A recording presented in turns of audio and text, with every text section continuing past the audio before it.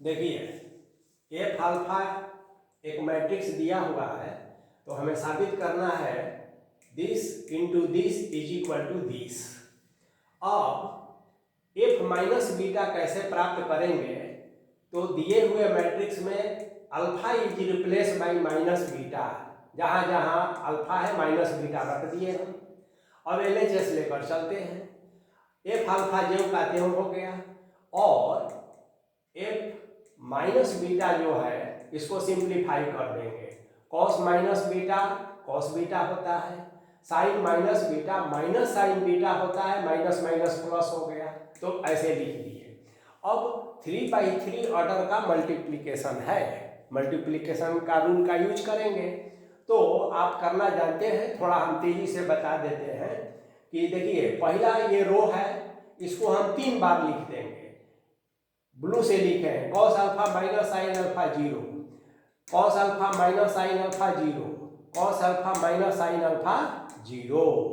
तो ये पहला रो को हमने प्लस करके 3 बार लिखा, चूंकि एक लाइन में संभव नहीं था इसलिए हम लाइन बदल दिए हैं। अब करना क्या है कि इसका पहला कॉलम लेना है, और यहाँ देखिए हमने ब्लैक से लिखा है cos beta minus sine beta और 0, तो ये पहला में हो गया। इसी तरह से इसमें जो लेंगे हम, तो इसमें दूसरा कॉलम लेंगे साइन बीटा कॉस बीटा 0, और इसमें जो लेंगे तीसरा कॉलम लेंगे। अब ये दूसरा रो को फिर वही रिपीट करेंगे, कॉलम को जैसे था वैसे उतार लेंगे, फिर जो है इसको रिपीट करेंगे 3 बार, इसको भी दूसरा वाला को लिखना होगा। तो सुविधा के लिए हमने A11 A21 A31 कर दिया है।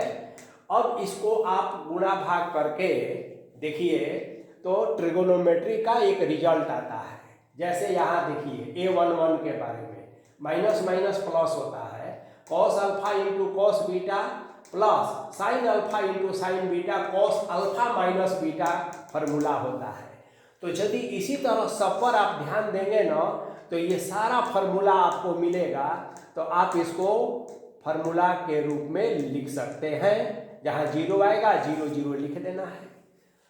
अब आप ध्यान दीजिए कि दिए हुए मैट्रिक्स से आप मिलाइए, जहाँ जहाँ अल्फा है ठीक उसी फॉर्मेट में आया है, लेकिन अल्फा माइनस बीटा हो गया है, तो हम कह सकते हैं कि हाँ यह एफ अल्फा माइनस बीटा का वैल्यू है, और इस तरह से आपका आंसर हो गया।